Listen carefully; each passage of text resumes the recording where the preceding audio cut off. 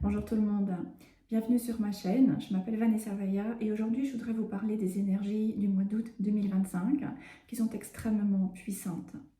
Alors sur le plan numérologique, 2025 est une année 9, donc nous arrivons à la fin d'un cycle majeur sur le plan collectif. Le mois d'août sera un mois 8 et ensuite septembre sera un mois 9. Donc nous arrivons maintenant littéralement à la fin d'une fin de cycle. En plus de cela, nous venons également de clore un énorme cycle sur le plan astrologique avec des éclipses dans l'axe Bélier-Balance. Il y a eu une première éclipse solaire en Bélier en 2023 et la dernière éclipse solaire en Bélier s'est produite en mars 2025. Et il y a encore quelques énergies de déconstruction au niveau du Bélier jusqu'au mois d'octobre 2025. Donc nous sommes littéralement à une période charnière qui vient amener des énergies que nous ne connaîtrons qu'une fois dans notre vie et même probablement bien au-delà encore, et qui viennent nous aider à pouvoir transformer notre identité. Et notre identité est à la base de tout ce que nous vivons dans notre vie. Toutes les expériences que nous faisons passent toujours par notre identité. C'est la raison pour laquelle je travaille avec la notion de mythe, parce que nous avons cette opportunité maintenant de pouvoir commencer à conscientiser les histoires et le narratif que nous nous racontons et le transformer pour créer une nouvelle identité et pour nous permettre d'entrer dans un nouveau cycle d'expérience. Donc nous sommes dans cette période très charnière maintenant et nous allons avoir la possibilité de clore le passé pour pouvoir réécrire notre histoire et nous réinventer et entrer dans un cycle qui va être également beaucoup plus expansif à tous les niveaux. Alors en apparence, le monde peut sembler en total chaos et les gens peuvent sembler être en crise. Mais la vie est évolutive. Et derrière ces apparents problèmes, eh bien, nous avons une opportunité de pouvoir clôturer l'ancien, de pouvoir réparer ce qui a besoin de l'être et de transformer également ce qui ne nous sert plus. Et la maladie est très mal comprise dans notre société. Il ne s'agit pas d'un problème que nous avons besoin de faire disparaître. La maladie apporte un message extrêmement important qui vise à nous soutenir vers la croissance. Donc toute maladie, comme tout autre problème que nous pouvons rencontrer dans notre vie, résulte toujours d'une croyance qui vient elle-même d'un déséquilibre énergétique. Donc par exemple, l'alcoolisme est une croyance, ou en tout cas il vient d'une croyance qui est issue d'un déséquilibre sur le plan énergétique. Ou bien le sentiment d'abandon, le sentiment de solitude vient également d'une croyance qui a été inscrite suite à un déséquilibre énergétique. Et il en va de même de l'insomnie, des maux de dos, d'allergies et encore une fois toutes les maladies et tous les problèmes que nous pouvons rencontrer. Et en cette énorme fin de cycle, eh bien, ces troubles sont intensifiés pour que nous puissions conscientiser une identité maintenant qui n'est plus juste et qui a besoin d'être transformée pour que nous puissions la reconstruire et reconstruire une identité qui va maintenant nous soutenir vers un cycle d'expérience qui sera à nouveau beaucoup plus expansif. Donc j'ai créé toute mon activité autour de la voie de la sorcière parce que la vie est évolutive et la sorcière symbolise la connexion à la nature, la connexion à la terre et la connexion aux anciennes traditions connectées à la terre et donc aux différentes modalités de guérison également naturelles. Ainsi, en revenant à des méthodes qui sont beaucoup plus proches de la terre, de la nature, eh bien nous aussi, nous allons pouvoir nous relier à cette énergie expansive et retrouver notre connexion à la santé, à l'abondance, à la joie, à la prospérité, etc. Donc Einstein a dit que la plus grande décision que nous avons besoin de prendre finalement, c'est de choisir si nous vivons dans un monde qui est bienveillant ou qui est hostile.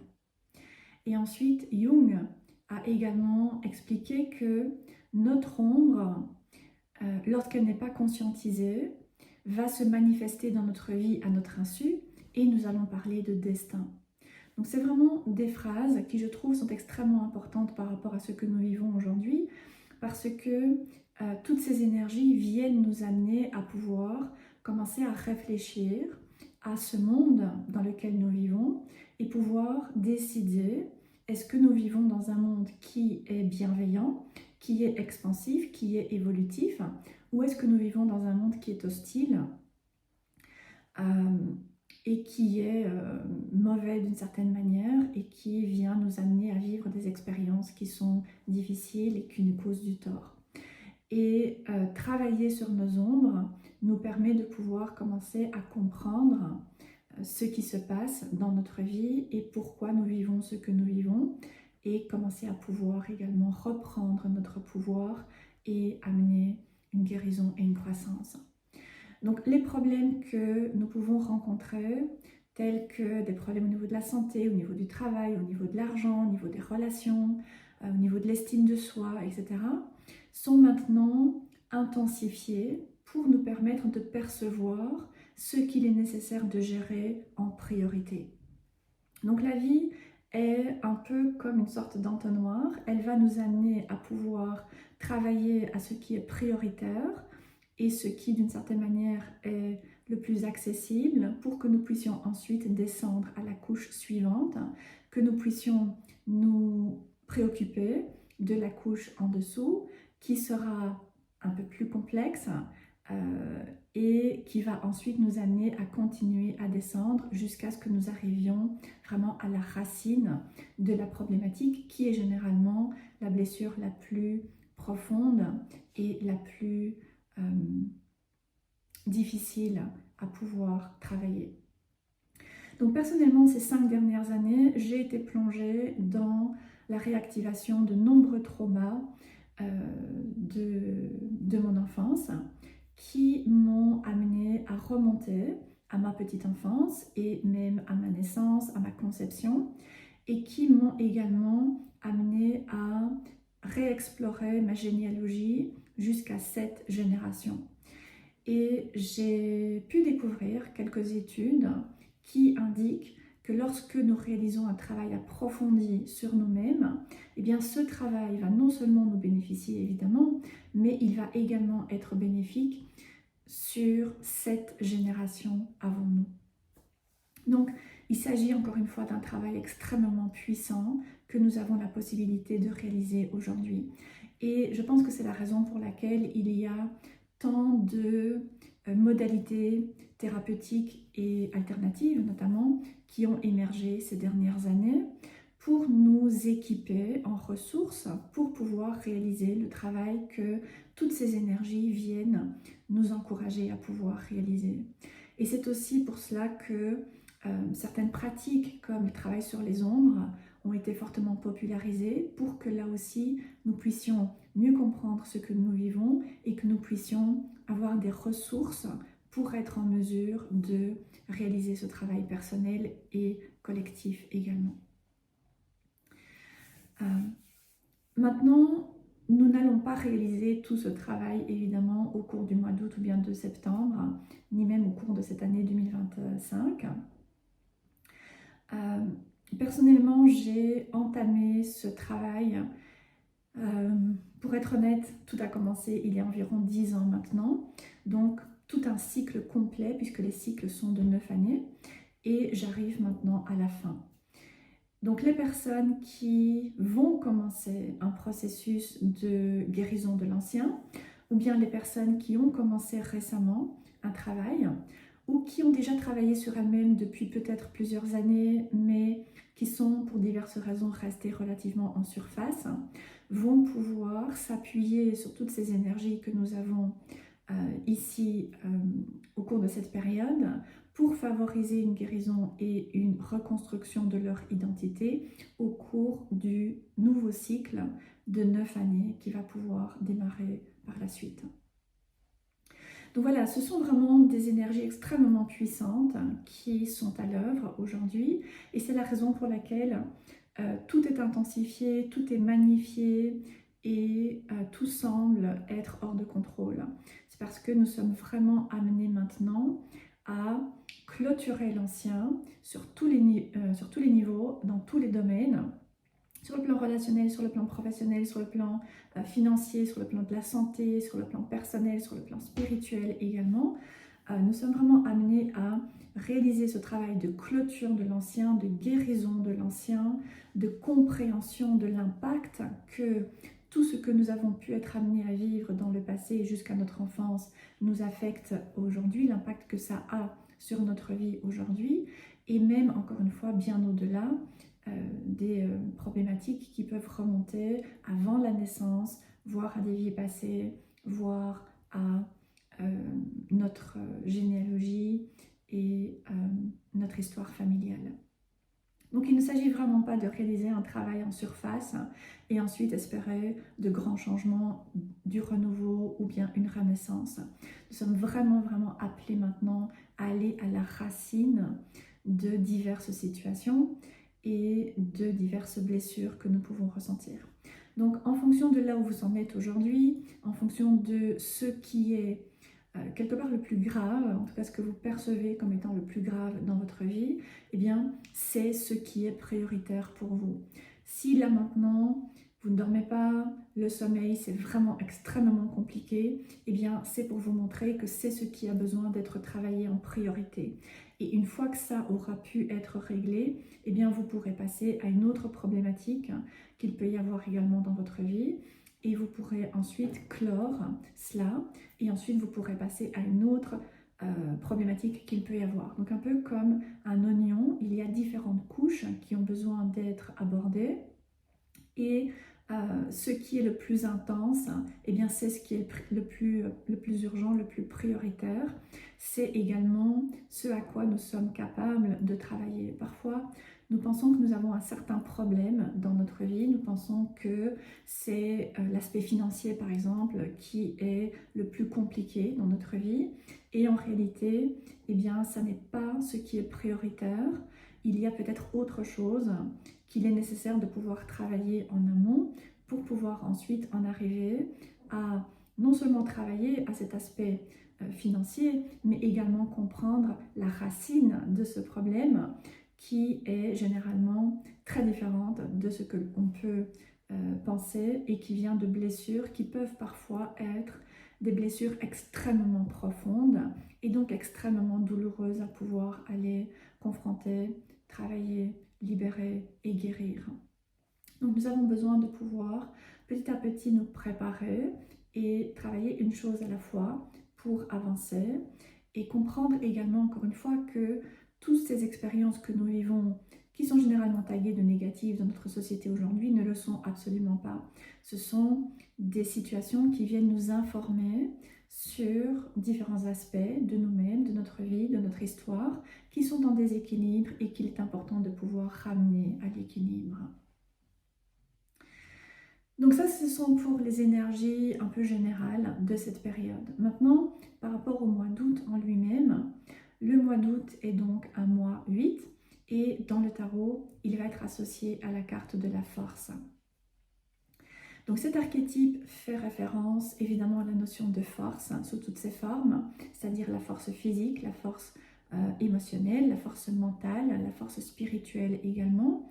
Donc notre capacité à pouvoir gérer les choses, est-ce que nous sommes en forme, donc notre force vitale également, est-ce que nous avons de l'énergie, est-ce que nous avons de la motivation, est-ce que nous sommes en forme pour gérer les différentes situations de notre vie, notre force émotionnelle, est-ce que nous sommes suffisamment forts émotionnellement pour là aussi pouvoir nous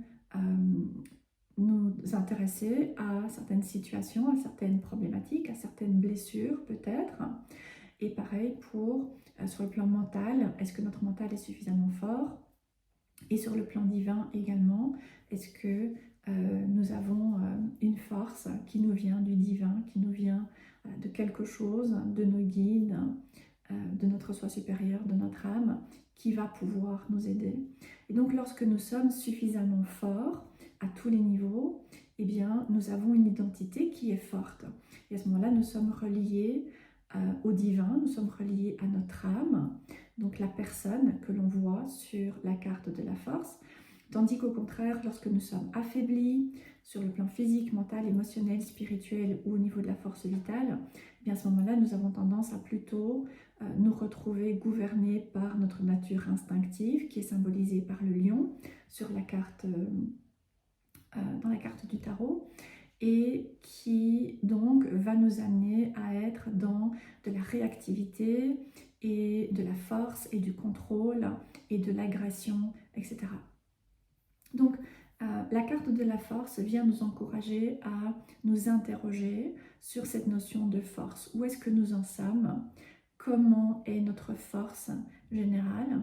Est-ce qu'il y a un domaine où nous avons besoin de pouvoir nous renforcer, retrouver des forces, nous reposer, nous régénérer, nous ressourcer? Et comment est-ce que nous allons pouvoir procéder?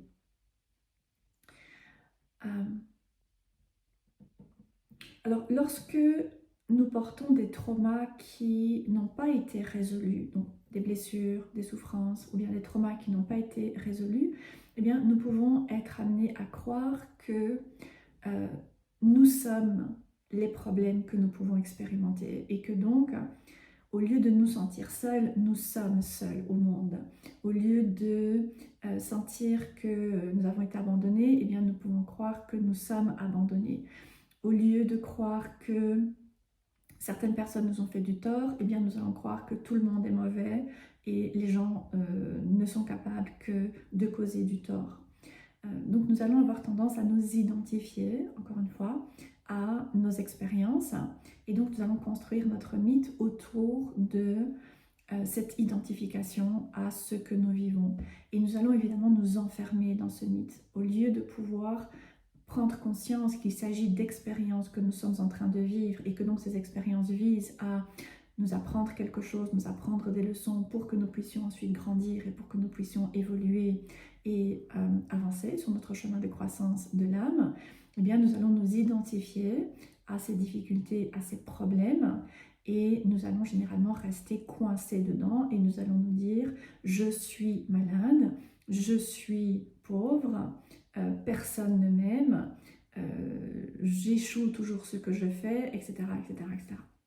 Donc c'est vraiment important de pouvoir prendre du temps pour restaurer cette force intérieure, pour être à même de prendre du recul par rapport à ce que nous pouvons vivre.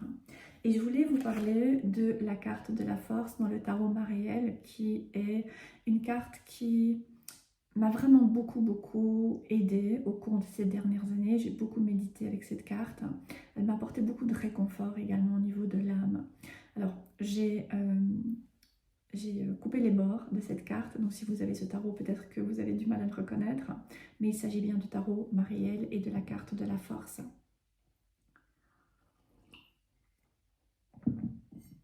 Donc, au lieu d'avoir un personnage avec le lion, ici nous avons simplement les mains et le lion qui est représenté ici. Et je voulais référencer ce qui est proposé par Mary White dans le livre. Alors la femme dans la carte de la force, alors il s'agit d'une femme, ça peut également tout à fait être un homme, mais il s'agit du principe féminin en réalité. Donc le personnage dans la carte de la force transforme son âme en or. Elle utilise ses propres mains pour créer sa destinée.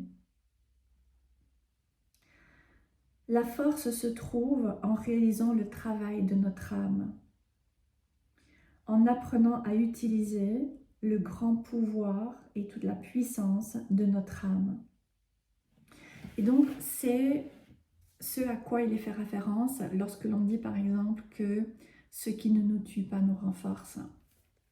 La carte de la force, tout particulièrement ici dans le tarot Mariel, vient nous encourager à réfléchir à cette notion de force et de force de l'âme, de fortitude, parce que nous avons le choix, nous avons toujours le choix, nous avons le libre arbitre, donc nous avons la possibilité de choisir la victimisation et donc de blâmer nos circonstances, de blâmer d'autres personnes, de blâmer la vie également, et ensuite nous résigner, nous enfermer dans notre histoire et rester bloqué dans cette histoire et continuer à la répéter en boucle et transmettre cette même histoire ensuite à notre descendance.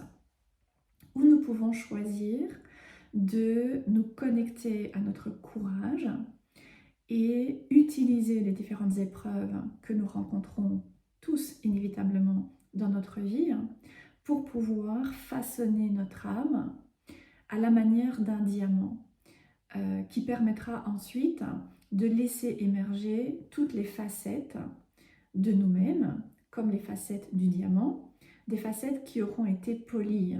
Pas dans le sens où elles seront parfaites, mais dans le sens où elles pourront recevoir, mais également renvoyer de la lumière, pour faire référence au processus d'illumination encore une fois.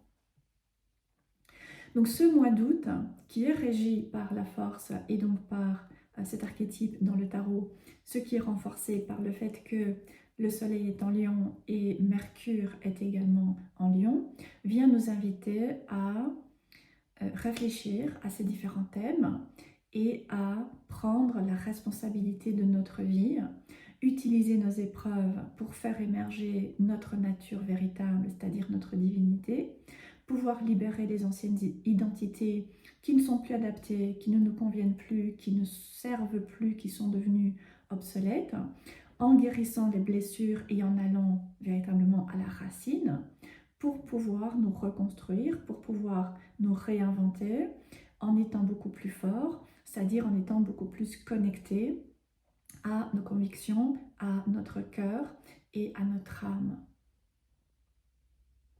pour pouvoir être dans la résilience et la fortitude. Donc voilà, je vous encourage à méditer sur la carte de la force dans le tarot de votre choix au cours de ce mois d'août et de laisser émerger ce qui peut en ressortir. Alors, le 2 août, nous allons également avoir le festival de Lughnasadh, qui est le festival de la récolte, le premier festival de la récolte, en l'honneur du dieu loup, c'est-à-dire le dieu soleil.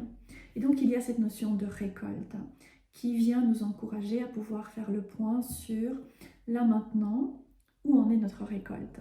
Qu'est-ce que nous récoltons dans notre vie? Est-ce que nous récoltons les fruits du travail que nous avons réalisé, surtout les plants? Est-ce que nous sommes satisfaits de cette récolte?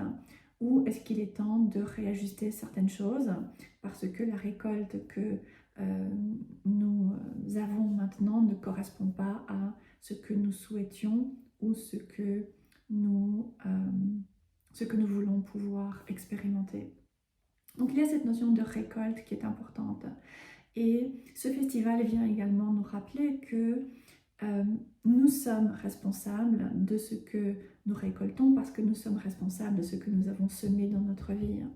Et donc la récolte sera toujours à la hauteur de ce que nous avons semé.